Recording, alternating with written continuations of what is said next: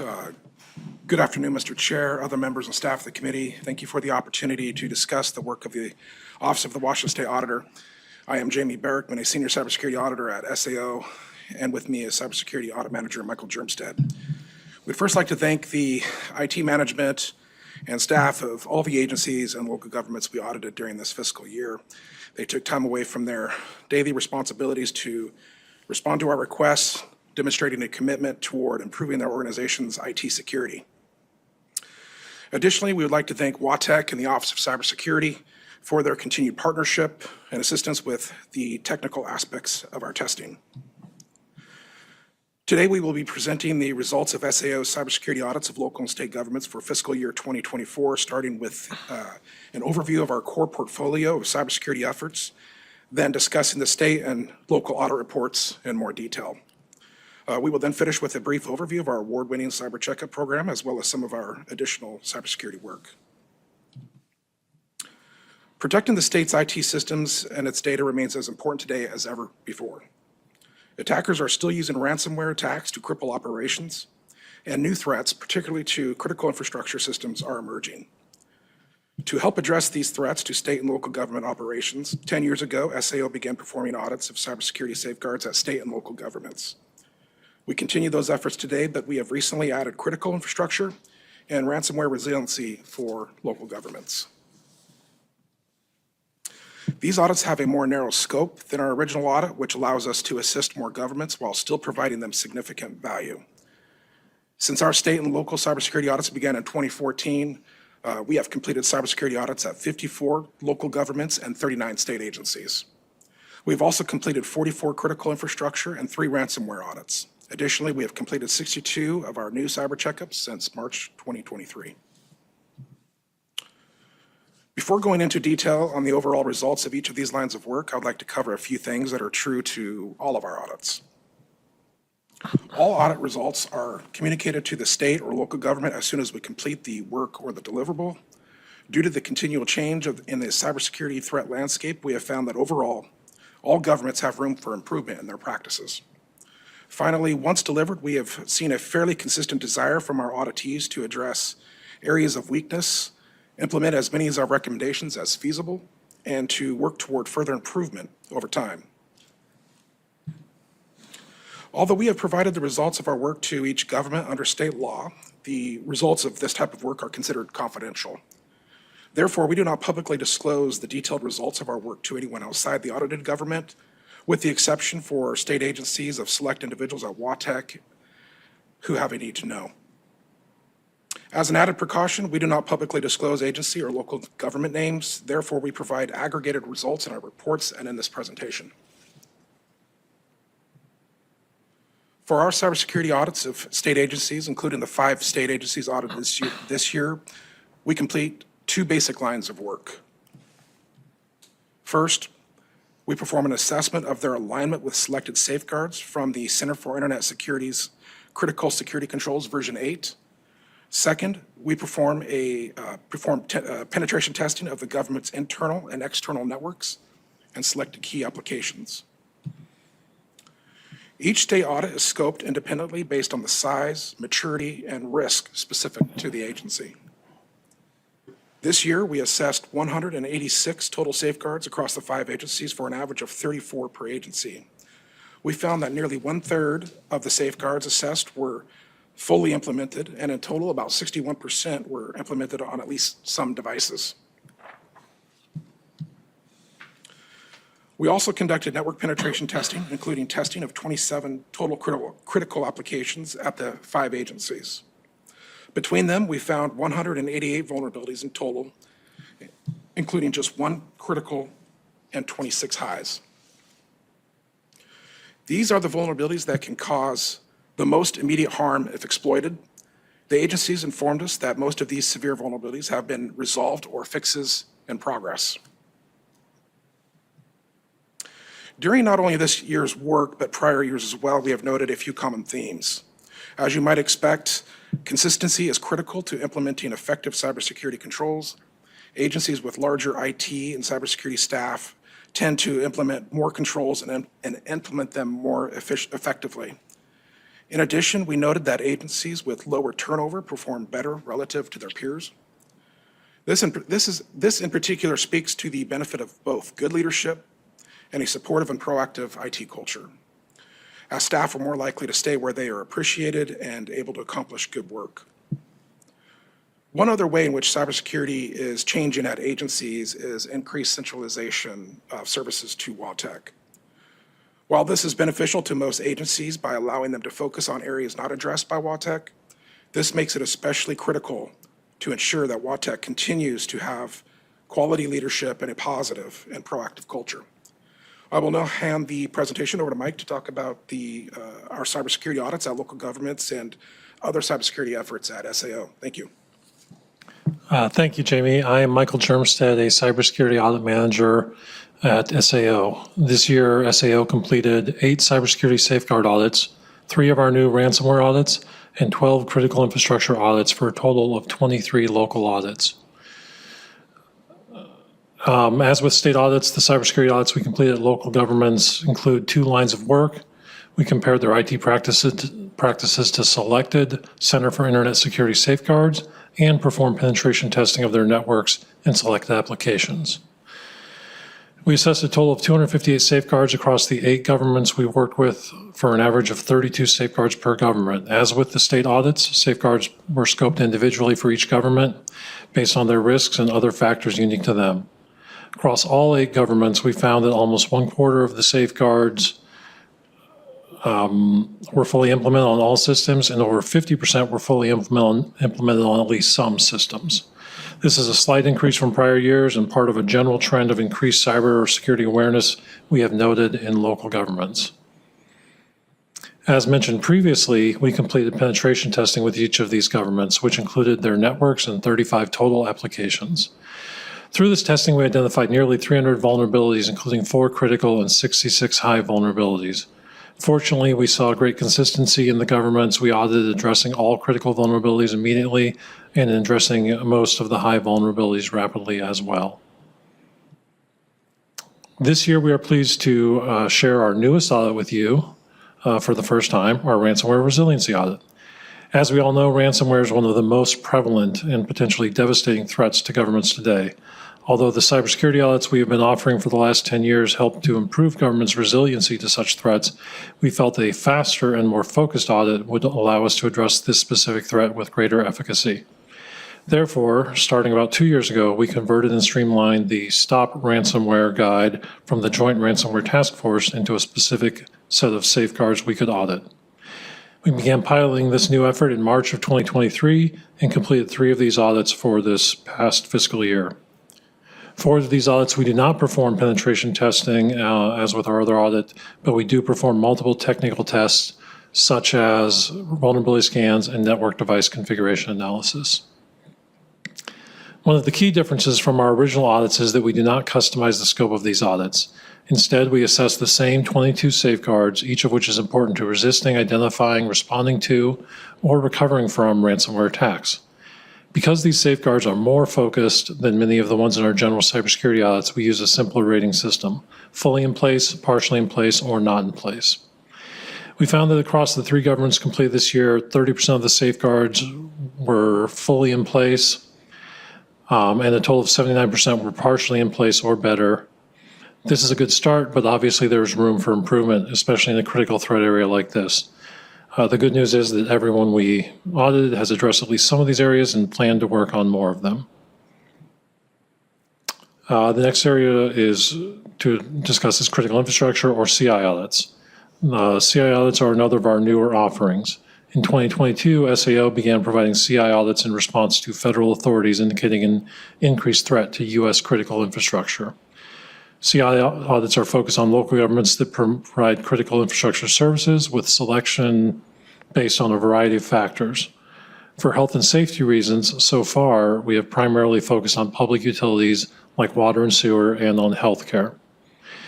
These are relatively fast audits, generally taking about 2 months to complete. They include external penetration testing of critical infrastructure systems and a brief interview to identify general IT practices that could be improved. This year, we completed 12 total CI audits, including 10 for governments that provide water or sewer services, which are a federal priority at this time. As mentioned previously, the primary area of work is penetration testing of external or internet-facing critical infrastructure systems. Across these 12 governments, we found a total of 75 vulnerabilities with no criticals and just 10 high and 9 mediums. This is a good result, and as with our other penetration testing work, many of these have been addressed, decreasing these governments' exposure to external threats. During not only this year's work, but prior years as well, we have noted a few common themes. As our audit results demonstrated, since we first started this work, we have seen a general upward trend in alignment with cybersecurity best practices and increased cybersecurity awareness and emphasis. Local governments, on average, have a greater understanding of cybersecurity and tend to have greater interest in improving their cybersecurity posture than in the past. However, there is still considerable need for guidance and resources to help build and direct cybersecurity efforts. Overall, we have seen that governments that have been audited by us before have more safeguards in place, as do governments with dedicated cybersecurity staff. So for those able to do so, viewing cybersecurity as a separate line of work requiring its own dedicated staff is one way some governments could see improvement in their cybersecurity position. Governments with dedicated cybersecurity staff, governments without dedicated cybersecurity staff, on the other hand, tend to be more inconsistent. Some perform well, others not so well. For those with more safeguards in place, the drivers of success tend to be an IT staff member who is passionate about cybersecurity, leadership who have emphasized cybersecurity, or involvement with groups that help to support cybersecurity, like the Association of County and City Information Systems. However, such reliance on one or a few individuals leaves these programs vulnerable to staffing changes. These programs vulnerable to staffing changes. So an organizational culture of cybersecurity awareness is critical to long-term success. As mentioned previously, our fourth major line of cybersecurity work is our cybersecurity checkups. Cyber checkups are performed by our Center for Government Innovation. The center has built and maintains the Be Cybersmart program for a few years now. The goal of this program is to provide resources, training, presentations, and technical advice to governments to help them improve their cybersecurity. As part of this effort, in the spring of 2023, the center added their cyber checkups to their program. Before getting into the details of the new cyber checkups, we just wanted to say we are very proud to let you know that earlier this year, the cyber checkup program won an Excellence in Accountability Special Projects Award from the National State Auditors Association. The goal of these checkups is to provide a quick process to help local governments improve their understanding of cybersecurity and to kickstart or further strengthen their cybersecurity program. These checkups are designed to be particularly valuable to our smaller governments without dedicated IT staff, as they do not require special access to IT systems. Through the checkup process, we assist governments in identifying security gaps, prioritizing gaps to close. We also help them find and connect to free resources beyond just ourselves, such as those provided by the Cybersecurity and Infrastructure Security Agency. Since we began the Cyber Checkup program in the spring of 2023, we have completed 62 checkups at local governments. Although we consider 20 areas in our checkups, we've highlighted just a few key ones today. We found that none of the 62 Cyber Checkup participants had all 7 recommended IT policies in place.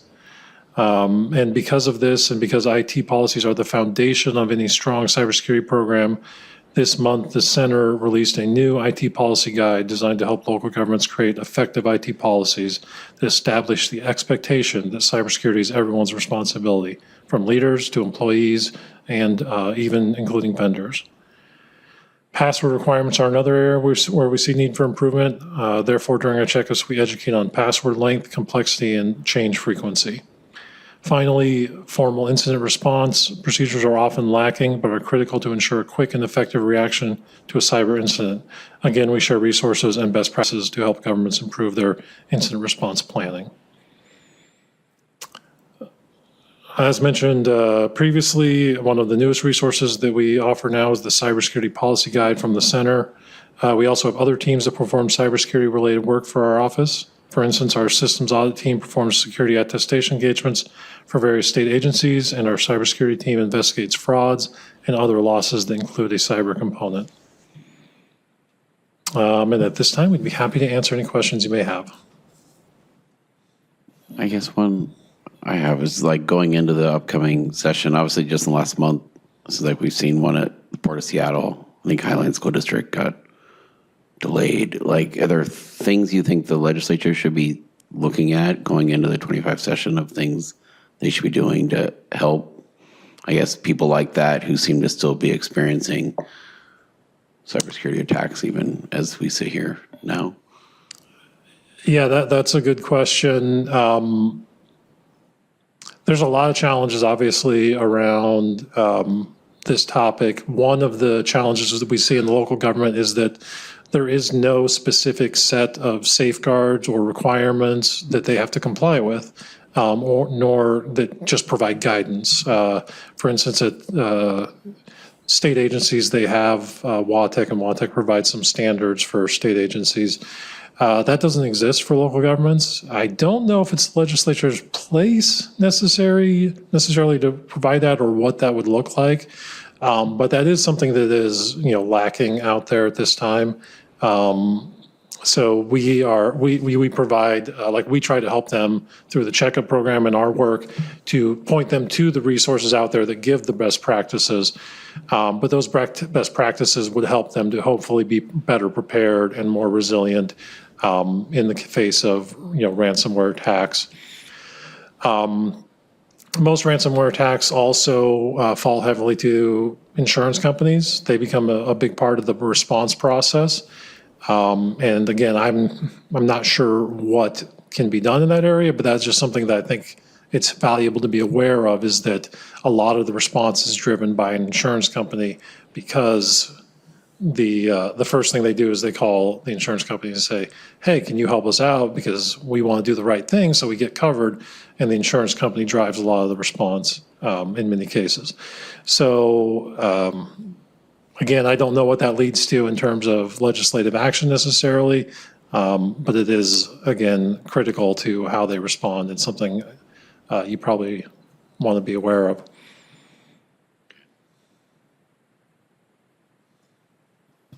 All right. I'm not seeing any other. So we have a state, Ralph, I think, from WaTech. Did you have any comments? Or?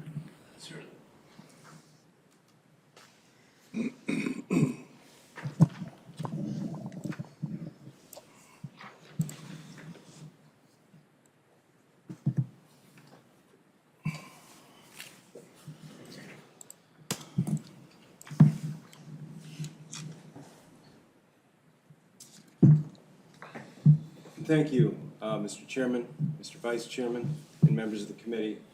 Can you lean a little closer to the mic just for the people who Certainly. My apologies.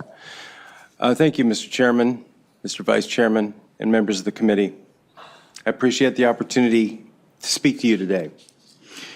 WaTech has carefully reviewed the State Auditor's 2024 report entitled Opportunities to Improve the IT Security of Local Governments.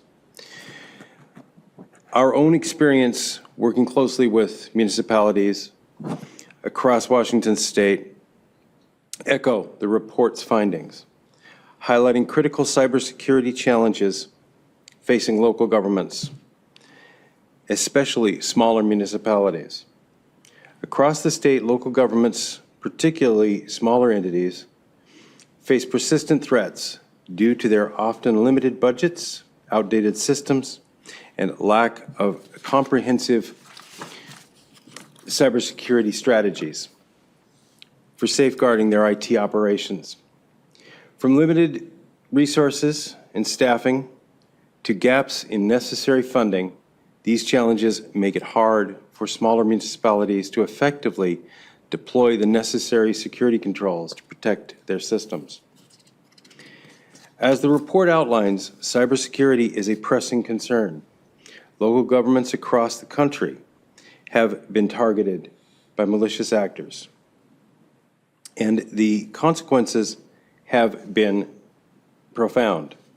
According to Sophos, a global leader in cybersecurity solutions, in 2023, ransomware attacks were particularly prevalent, rising from 59% of state and local governments to 69%. 48% That of means those. 69% of state and local governments had a ransomware attack? That is correct. That's according to their report.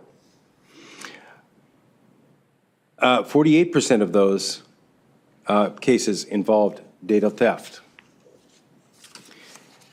As the audit report highlights, collaboration is crucial to achieving the highest IT security level, particularly to smaller, more vulnerable entities. We can protect against emerging cyber threats more effectively through resource sharing, pooling, threat intelligence, and standardizing tools. Collaboration is not just beneficial, it is necessary for us to collectively, our collective security. As part of our ongoing efforts, Washington State is investing in key projects that will bolster statewide cybersecurity.